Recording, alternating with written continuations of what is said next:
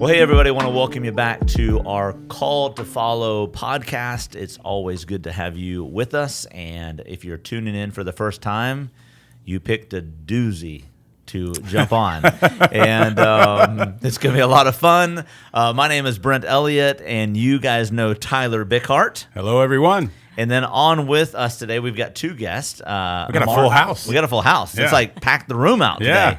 Marcia Marron with Life's Choices, and excited to have Marcia on with us. And we also have Steve Long on with us as well. Where do you hail from, Steve?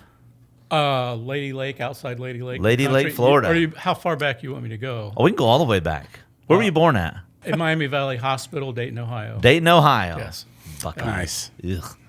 Sorry, I had to say that. Anyway, so today our topic of conversation all really revolves around an amendment that is on the ballot for this year's election, our national election. And so Amendment 3 is, I'm sorry, there's so many amendments.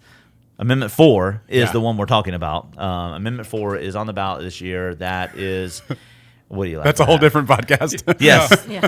And Amendment 3 is the, There's three. We've already done that podcast, actually. We did do it. There's three really important things. One relates to hunting and fishing. One is marijuana use.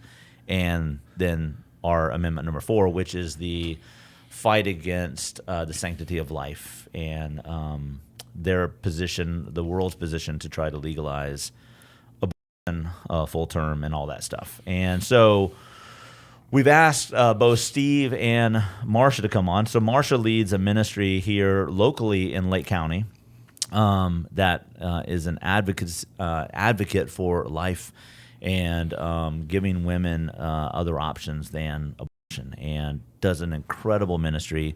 If you are a longtime subscriber to Call to Follow, Marcia was on with us a while back, and just talking about the whole principle of the sanctity of life. And Steve has a background in ministry for years and years, and actually went toe-to-toe with Planned Parenthood and trying to fight against their agenda in the state of Iowa, correct? Yeah, Quad Cities, yeah. Quad Cities Illinois of and Iowa. Okay. And so they have some expertise on this. And so, Marcia, I'd just like to open the floor to you and let you talk a little bit about, so Amendment 4, could you just kind of explain it a little bit for us? And Sure. what are they trying to do? And I say they because it is not biblical at all. Not at what all. they're trying to do is absolutely not biblical. And so for a Christian in the churches, and we'll talk about this in a little bit, we have a responsibility to know what we're voting for or against, and we need to be educated. So tell us a little bit about what's going on with this amendment. I would love to. I think I want to start from the beginning. Like, where did it come from? How did it get here? Because we've been at 24 weeks in the state of Florida. We've been at 15 weeks in the state of Florida. And then most recently, we went to 6-week heartbeat law, which is what the voters in Florida wanted. We put legislators in place that would make laws that as conservatives in the state, we really wanted to see. And Governor DeSantis signed the 6-week heartbeat law into effect, and that's where we've been. And so people say, well, when they were asked to sign a petition about this, and I was speaking about it then, they'd say, well, Marcia, that'll never happen because Governor DeSantis won't let it happen. And we would say, this is a petition to amend the Florida Constitution. Yep. Governor DeSantis cannot stop this. So the people of Florida did not do this. This did not come from within our state. The ACLU, Planned Parenthood, and Big Money got behind this, and they did it in Michigan first, and then they did it in Kansas, and then we were the third state to be picked. But I believe there's 16 or 17 other states that have this on their ballot. Right. Why did they do it in Florida? Well, they did it because we're known as a pass-and-go state. What does that mean? In a presidential election, we don't think we should leave our ballot empty. So most people, not all people, but they will not really study the amendments. They get the president, they get the justices, and they get a few things that are important to them, their city council members, school board, and then they just kind of get to the back of the ballot and go, yes, yes, yes, yes, yes, yes, yes. They must be good. They're here. Right. And so we knew this was going to be a problem. And when we began to know it was a problem, when we had thousands of petition gatherers in the state, and we were fighting it, and we've been trying to get a personhood amendment for just seems like decades, and there's just not enough money to support the effort. So that's where it came from, and you may be a believer that signed that petition because they talked about limit government interference into a woman's right to choose. And boy, when we hear that, we're like, oh, that's great. We want that. We don't want big government in women's health care. And so we knew that it was something much bigger than that, and that's probably where we are at now. The Supreme Court did allow it to go through. They didn't think there was enough legality to keep it off the ballot. Okay. And they did get over 1 million signatures. So people were honestly, I believe, duped, because I did talk to some petition gatherers and actually had conversation with them about telling them exactly what they were signing. So this is very deceptive. And so if you're a Floridian and you love the heartbeat law, we're going to really dive in here and tell you why you don't want Amendment 4. It's deceptive because it doesn't tell us any definitions. There's no definitions in this amendment, not about who the health care provider is. It doesn't tell us a viability. It just says viability. Well, we could argue viability all day. As believers, we believe that it begins at conception. So I am pro-life without exceptions. So we have 3 categories in Florida: pro-life, pro-life with exceptions, and then pro-choice. All 3 of those people groups could vote no on this. 1, because it removes parental consent. Now, the general public would argue, yeah, but it has notification. Consent is a girl that's underage, under 18, can't get her ears pierced, can't get a tattoo without consent. That means mom or dad is there signing that this girl can get her ears pierced. Notification is, after the fact, we're going to notify you. Yeah, we'll tell you, this is what your daughter did. That she did this. So that's where, we've got to really understand what notification is and what consent is. And Governor DeSantis has said over and over again, we have fought for parent rights in the state of Florida, and this dissolves them. Sure. So viability, parental consent is removed, healthcare provider isn't defined. And oh, by the way, a tattoo artist is defined as a healthcare provider in the state of Florida. Mental health care provider is defined as a healthcare provider. And an assistant to a doctor can be a healthcare provider as well.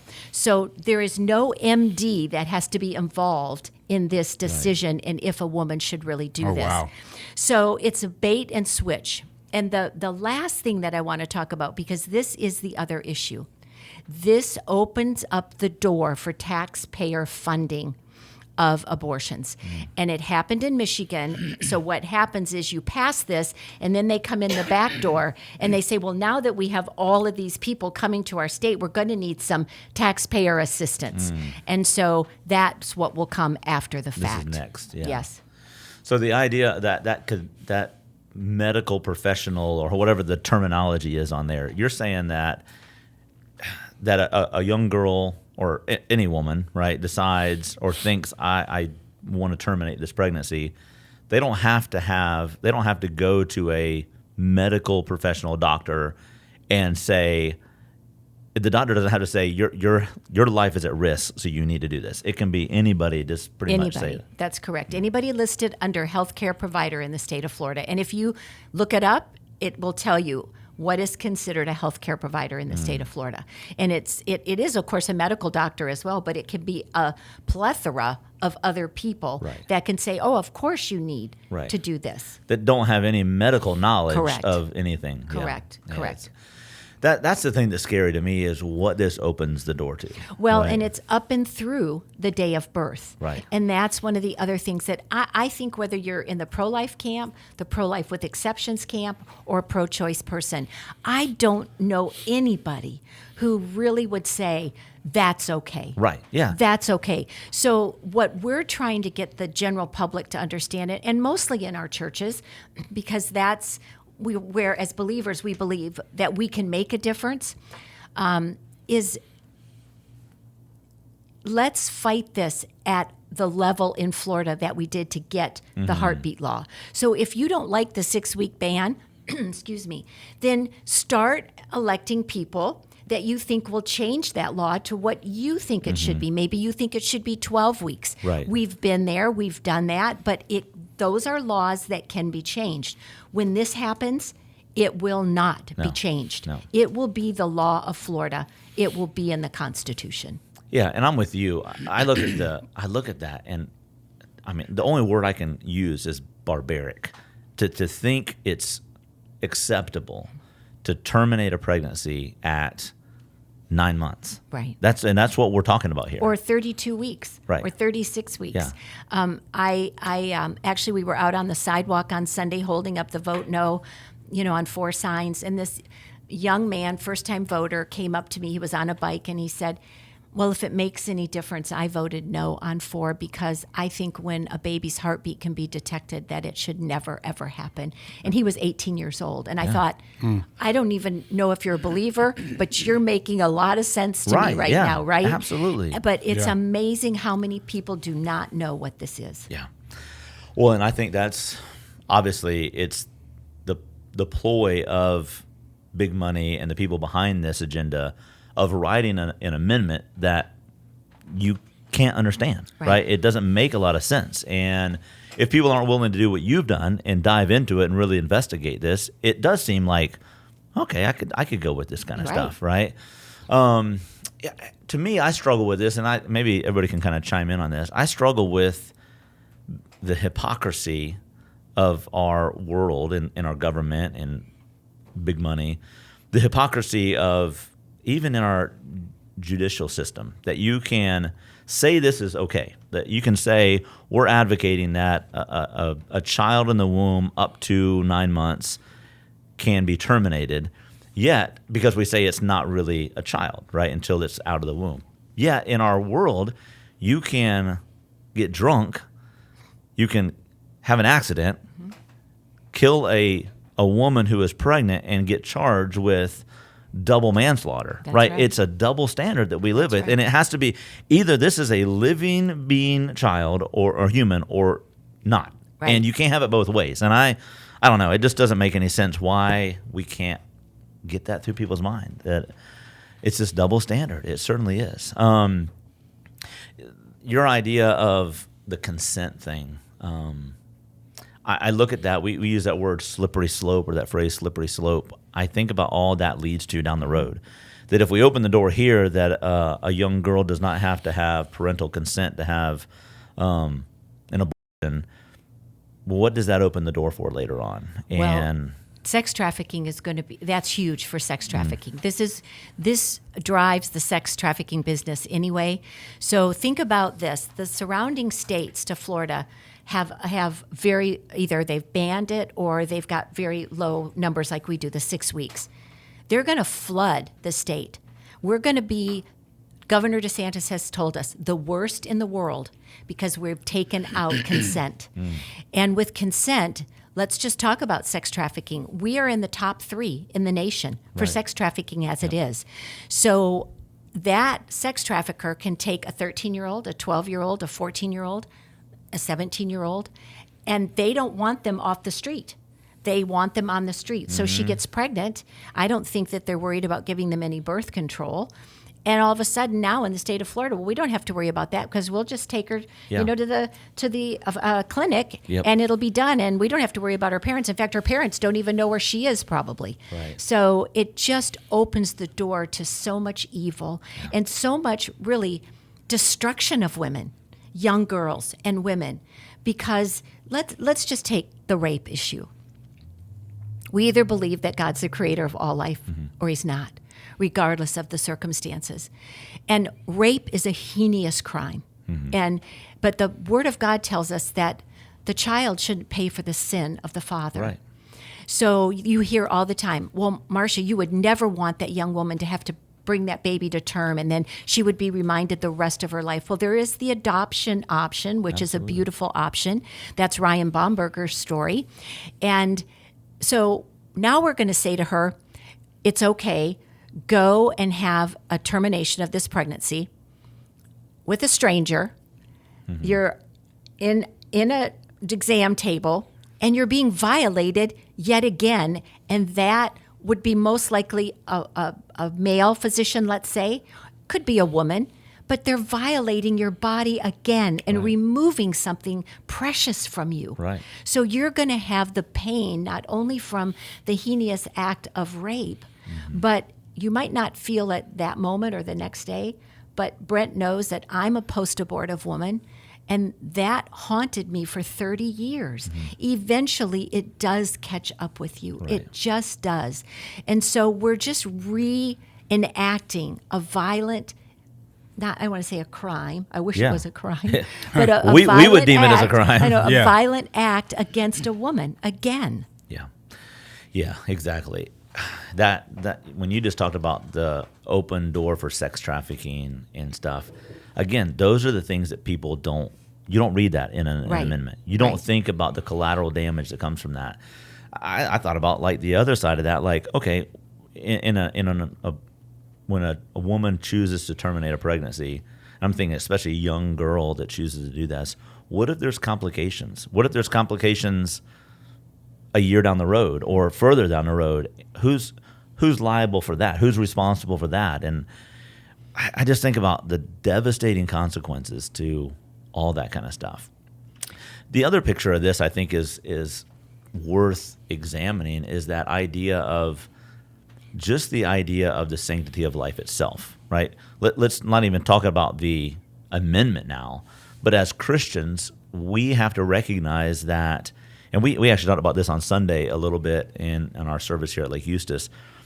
The idea of the sanctity of life comes from the fact that we are image bearers of God, that we bear His image, imago Dei, that we are made in the image of God. And this is not just an assault on a child's life. This is an assault on God Himself. Like it's an offense against God Himself and in His image. And I think that Christians need to know that, right? That they need to understand what really is happening here.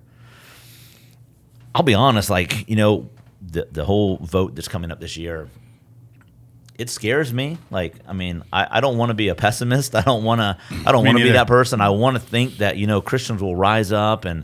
But I think there might be a lot of people that are thinking, well, we can't do this. Like, there's no way to fight against this. There's no way we're going to be victorious in this thing. But I want to ask Steve, because Steve, you worked up in Iowa and fought against Planned Parenthood, and honestly, you guys in your situation, you guys were up against what looked like insurmountable odds to fight against an organization, Planned Parenthood, that's coming in to open up a termination clinic, if you want to say that. But you guys fought against that and were victorious. So tell us a little bit of that story of what went on there with you guys and how. But the reason I'm asking that is because we're looking at something like this going, we're not going to win this. Like, there's some people that are thinking, there's no way. You guys faced some really daunting odds to fight against that, but fought through that. So tell us a little bit about that. Sure. In the mid-1990s, I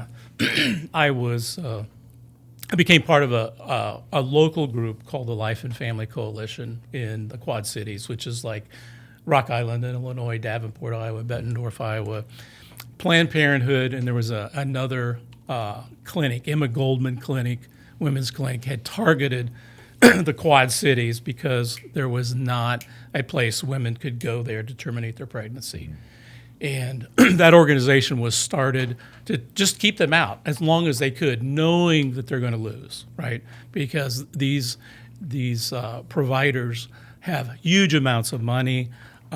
They use very deceptive marketing tactics. They try to present themselves as something that's beneficial for women. They're experts in women's health care.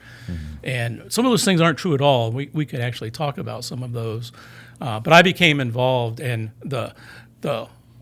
instead of keeping them out for 6 months, we kept them out for 6 years.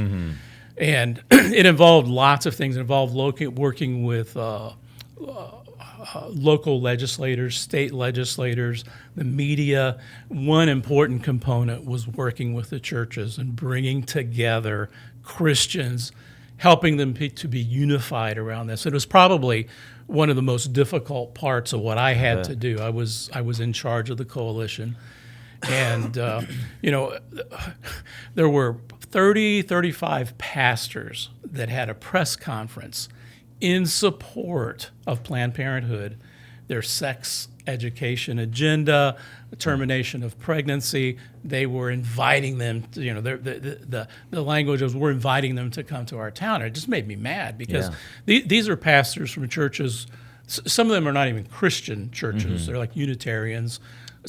Most of them have already rejected Scripture as authority.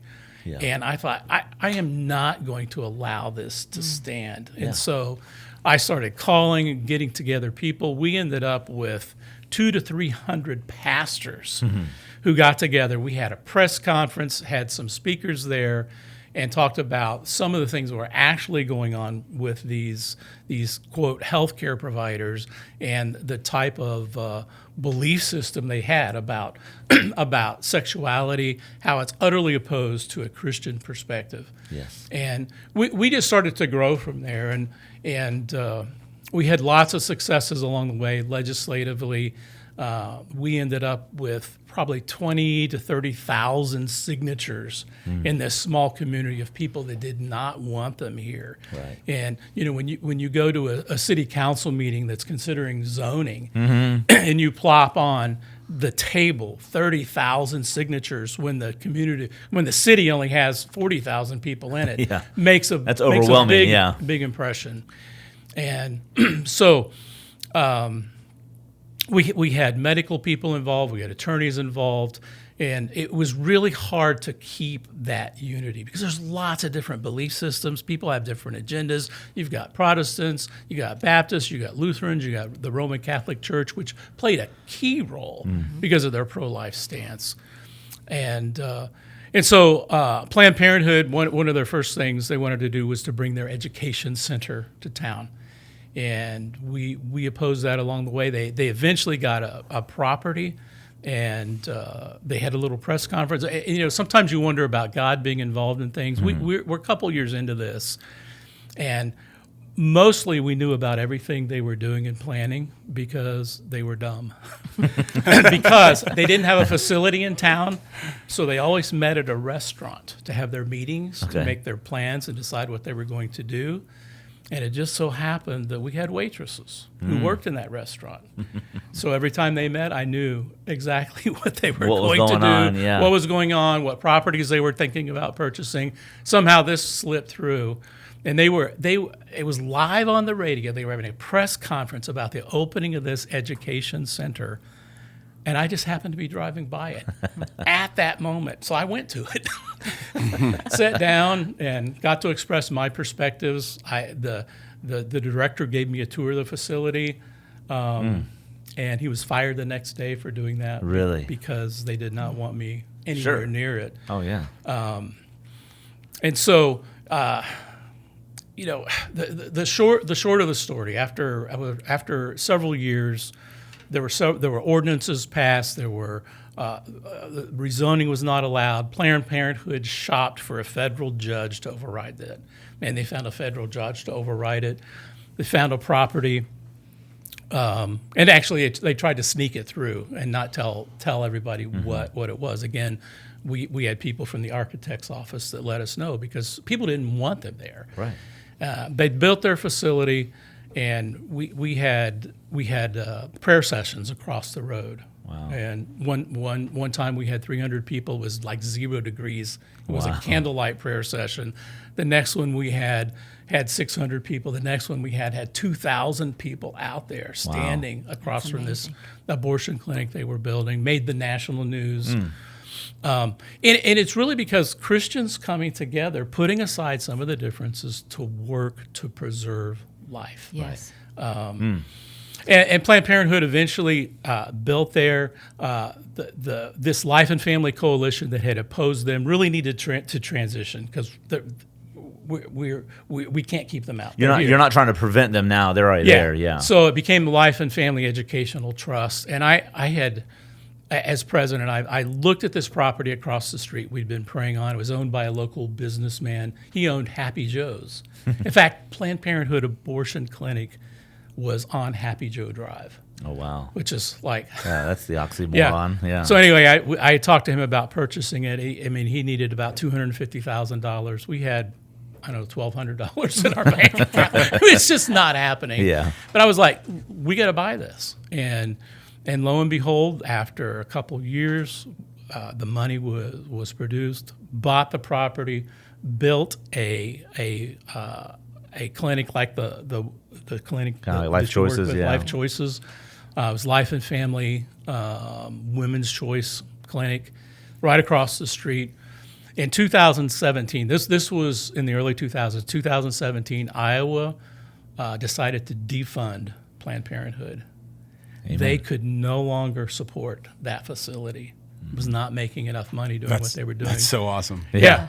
So they sold it. They went for sale. The women's clinic across the street, Pro-Life Clinic, bought that building. And now today there is, it's the Life and Family Medical Clinic, and it's a Life Choices Clinic. I can't remember the exact name of it. But it's there serving women, serving poor people, saving babies. Wow. In that facility that performed abortions for 15 years. And it's all because of Christians coming together trying to make a difference. Yeah. Right. Yeah.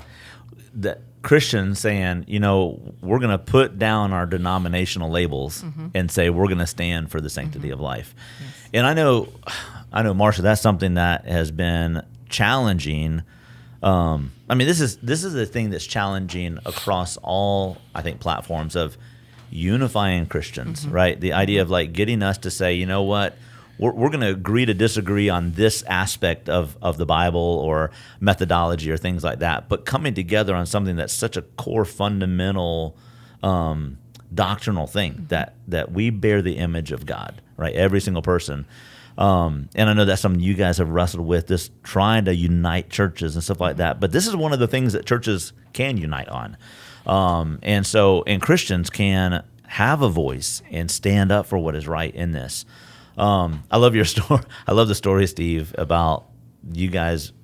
Obviously, when the clinic closed down because of defunding of Planned Parenthood. I love the fact that God was like, we'll just make sure that we buy it for good, right? And we'll buy incredible. It for. That's an awesome story. Well, there were some other funny things with that too, because somebody called me to let me know, and they were like, "Do you think we should have a Catholic priest come in and perform an exorcism in the building?" I was like, if you can get one to do it, it might not be a bad idea. So I don't know if they did that or not. What I think is really funny. neat about that story too is you see the fingerprints of God throughout the whole story. The waitresses in the restaurant, you having the timing of going by there, all those things that just you think are just kind of happenstance, but they work out to benefit the mission that was get this out of here. Yeah. Right.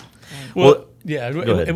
we saw it several other places too. I mean, this is another really short story, but one of the ladies came to me once. She said, "Let's have on the lakefront in Davenport, Iowa. There's a huge band shell there. We want to have a free pro-life concert. Invite all the churches. Have thousands of people come." I was like, "That's great, but we don't have any money. We don't have any money to do that. Money for that."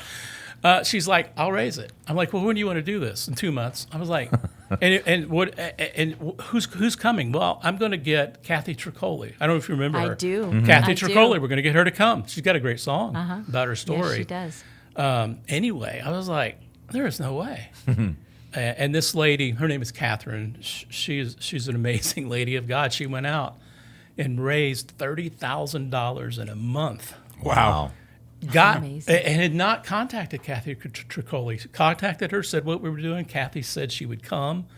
We had 6,000 people Wow. at that Amazing. lakefront. And that's God working. But that night, I don't know if you've ever been to the Midwest, the horrible thunderstorms and tornadoes, awful. The skies were dark. There were tornado warnings. It was windy. It was like, I'm looking at the radar, and there's this massive storm coming. And it's just this front. And it's like at the time we're supposed to start, and we have stuff is set up, and we're just afraid we're going to have to send people home. And I literally watch on the radar. It began to part Really? as it approached town. And it was like the eye of a hurricane. Over top. It never rained a Wow. drop. It poured everywhere. And it was so fascinating that the local newspaper did a story about God parting the skies. I was That's like, something. you know, I am not a person that sees miracles and everything. Right. But That sounds like one of the- That sounds like God like, had his hand it in sounded that. like Yeah. God had his hand in Yeah. it. It was a crazy thing. That's pretty powerful. You know, all of that to me I look at all that and I think, as an individual, I think a lot of people say to themselves, well, who am I? Who am I to do something? Like my little vote is not going to make a difference, right? You got millions of people out there voting. But here's the thing, when the church rises up, right? We look at the odds like, how are you going to pull off a concert and you don't have any money? How are you going to do this big event? How are we going to stop Planned Parenthood? And it looks like a daunting foe in front of you. Like, there's no way we can do that. But we forget about the God equation to that. That God, right, can do immeasurably more than all we ask or Right. imagine.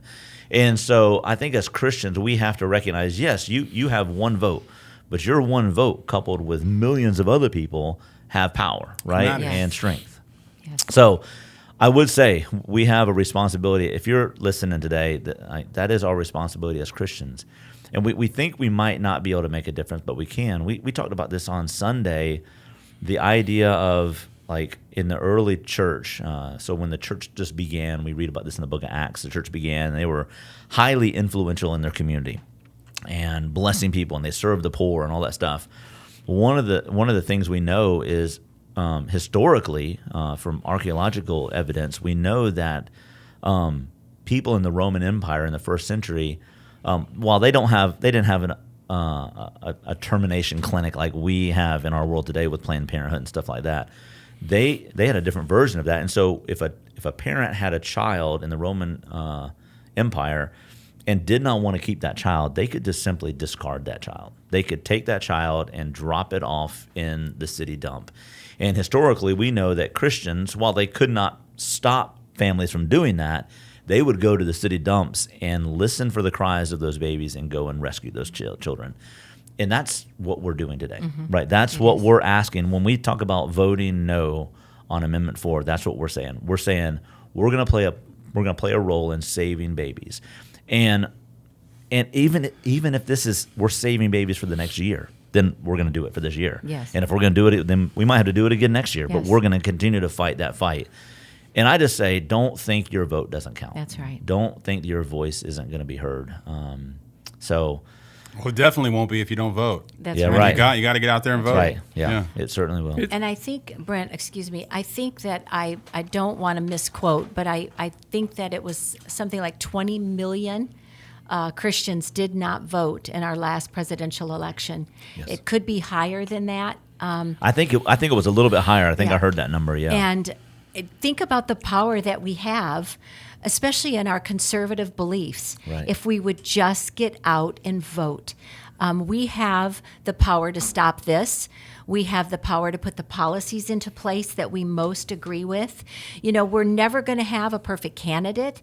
We're never going to have perfect amendments on the ballot, but we can say what most lines up. And here's where I'm going to, if I can make a church challenge, Yeah. because I've just come off of a gala with Nick Vujicic, and I know Steve was there, and I just thank you, Brent, for being a supporting pastor for years and years. And before I go into my little spiel here, here, just all of the churches that I'm seeing vote no signs, thank you. Yeah. Because that is the church awakening and saying, we've got to do something. This is getting out of hand. And maybe it took this, maybe God's going to use Amendment 4 to awaken the church, and we'll see a victory, and this will be defeated, but the church will be more vocal, Right. more active, and that's my prayer.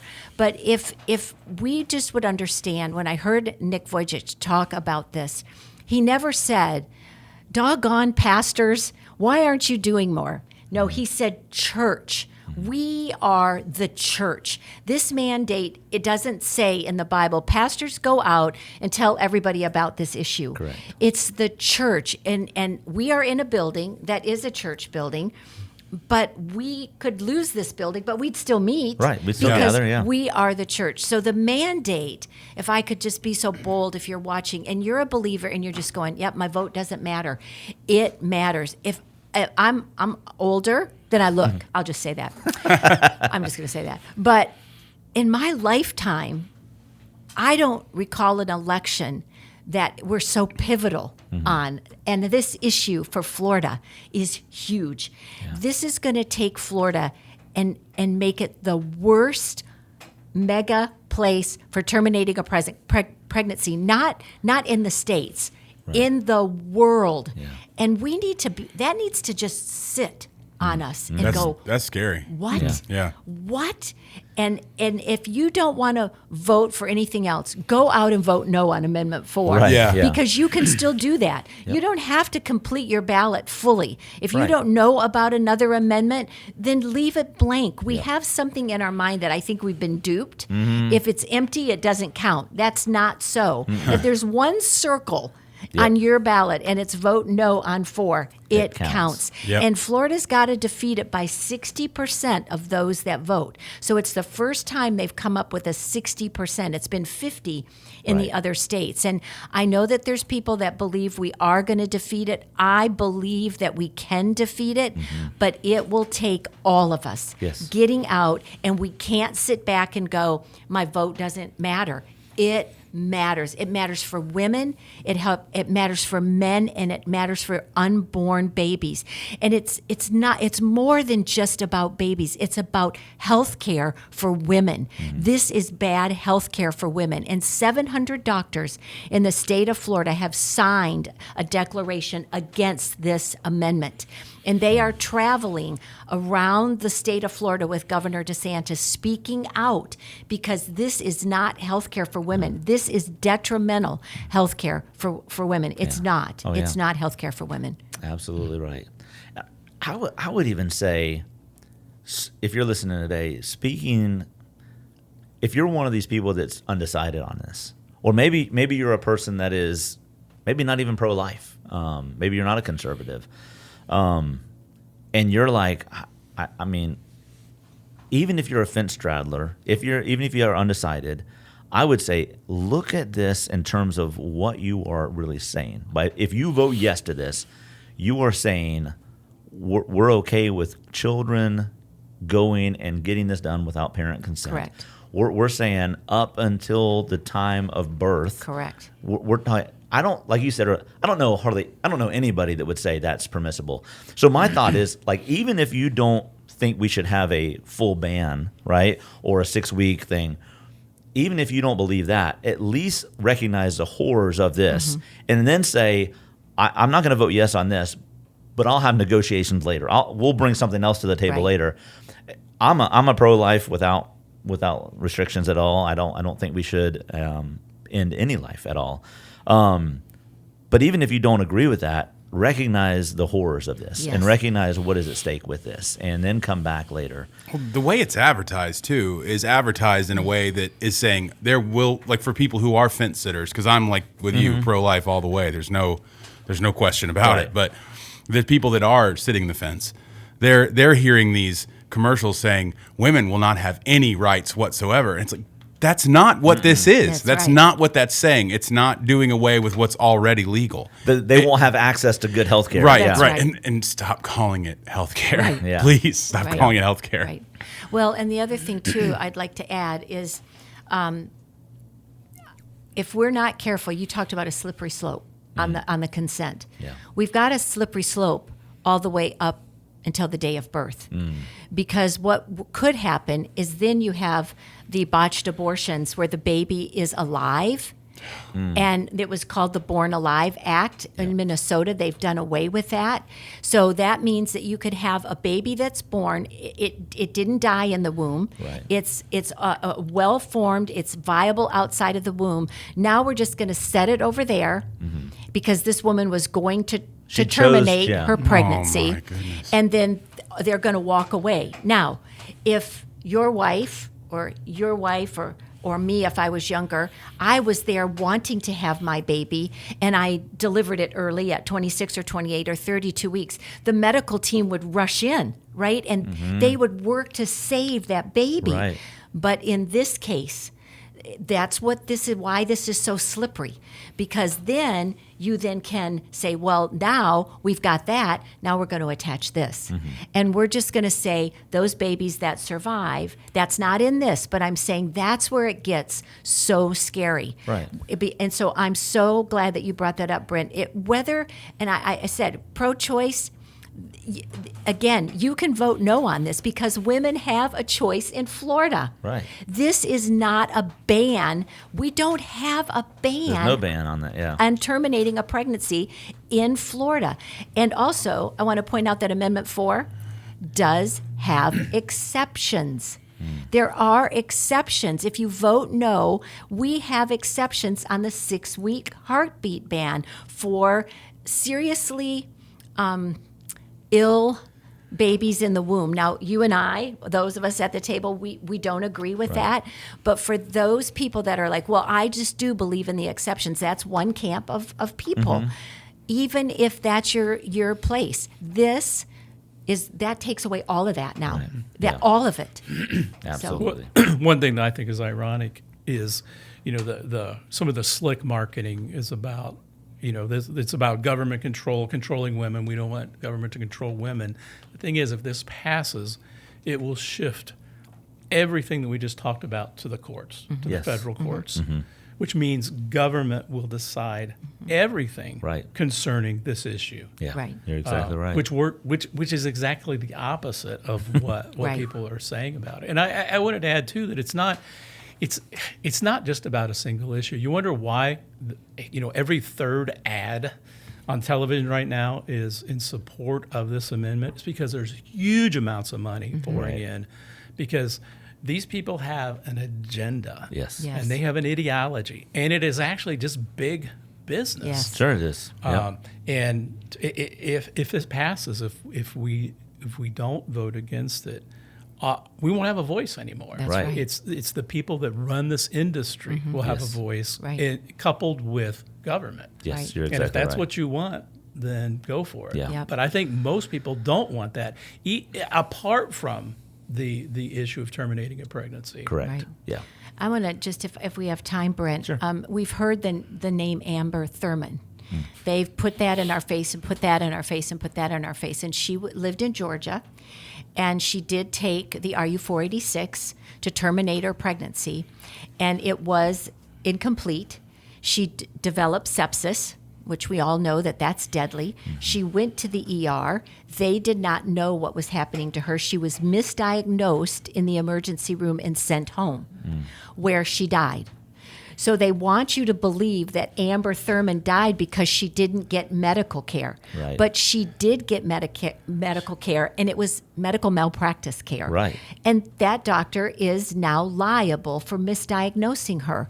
Also, they like to tell us that women that are miscarrying are not going to be able to have any health care if they don't miscarry completely. That's a lie.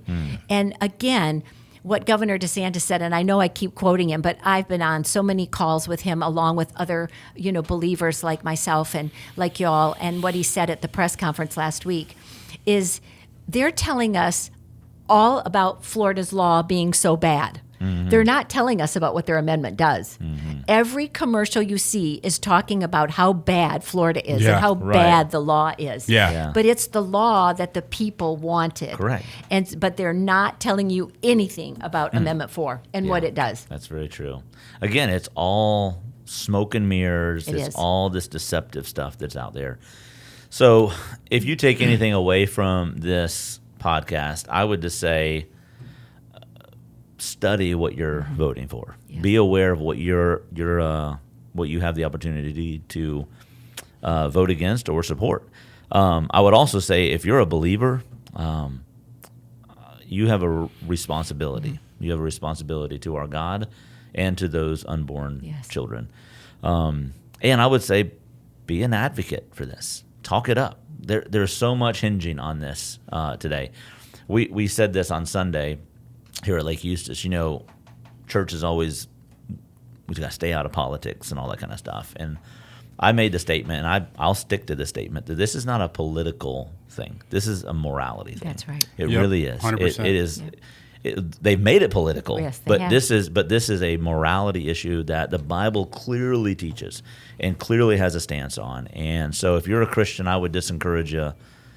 Even if you don't think your vote counts, it does, and you got to take a stand in that. And what looks like insurmountable odds against conservatives, let's really believe in a God Yes. that can do Yeah. the impossible. And And I'm going to make another challenge just to pastors. I know that a lot of pastors will say to me, Marcia, I can't take up this issue because it's political, like you just said. And they're afraid of losing that 501c3. If you are one of those pastors and you've either talked to an attorney and they've told you don't touch this, I'm going to encourage you to call Liberty Counsel and talk to Matt Staver's staff. I have a 3-page letter from Matt Staver, and I'll be happy to email it to you, that tells you what you can do and what you cannot do. And in the history of our nation, when the first church opened its door, and oh, by the way, they didn't have 501c3 designations back when the first church opened. And even today, a church does not have to apply for a 501c3 as a church. We did as an organization. The minute they open their door, they're considered a 501c3. But they're in the history of our nation, not one church has ever lost their 501c3 tax designation. So just call Matt Staver's office or call me, email me, and I will send you the letter that Sure. lays out it's safe. You can talk about this. Right. You can talk about policy. There's things you can't do, but there's a lot you can do. Yes. Speak up from the pulpit, because the sheep, we need direction. That's why we have shepherds. We need direction. And 20 million Christian women aborted babies last year that identified as a believer. And Nick Wojcik was talking to us about that, and he said, why? Why? Because they don't know. Yeah. They don't understand, because they're not hearing it in the church. Yeah, that's very true. Yeah, that's powerful.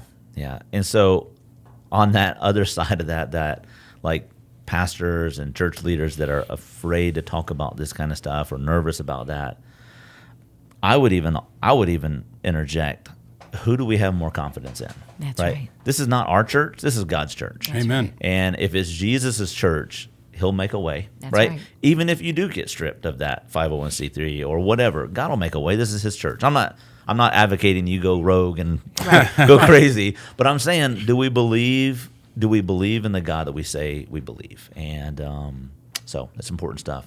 So to Steve and Marcia, thank you guys so much for being on you. today. Thank Appreciate you. your insight.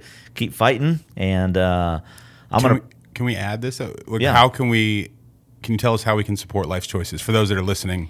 Yes, I would love to. We need volunteer advocates. We need your prayers, and we definitely need your funds.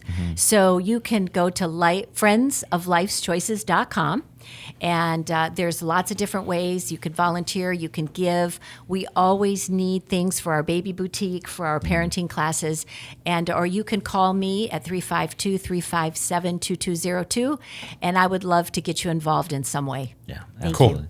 We can put a link on. Yeah, I'll put a link in the description on of that as well. for sure. Steve, how can we support Steve Long? Send me money.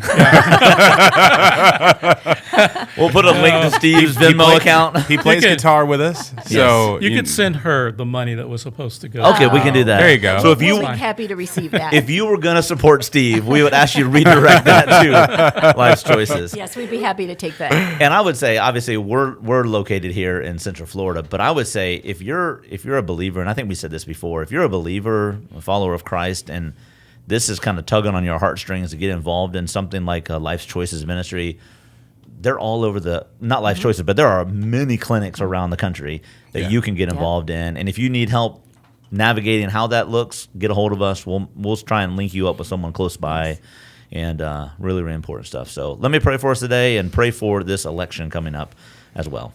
Father, we thank you I thank you, first of all, that we have the right and the freedom to make our voice known, that we can vote and stand for what we believe to be true and right and appropriate.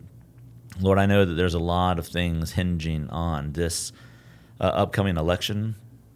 I know there's a lot of people, God, that have already cast their ballots. But I also know there's a lot of people that have not done that yet. And I pray that they would choose wisely and choose biblically, that especially for those believers who put their faith in you, God, that they would make a stand for the sanctity of life. They would protect women. They would protect the unborn. They would honor you by choosing wisely in this.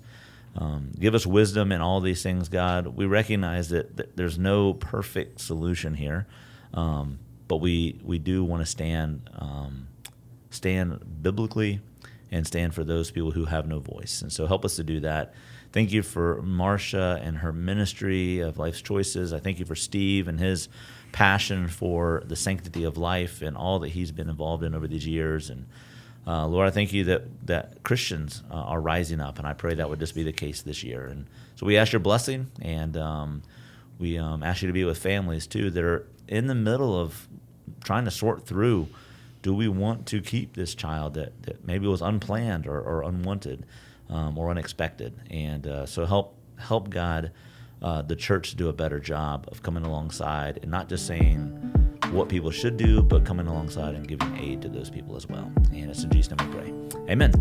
All right, guys, thanks for being with us, and we will see you next time.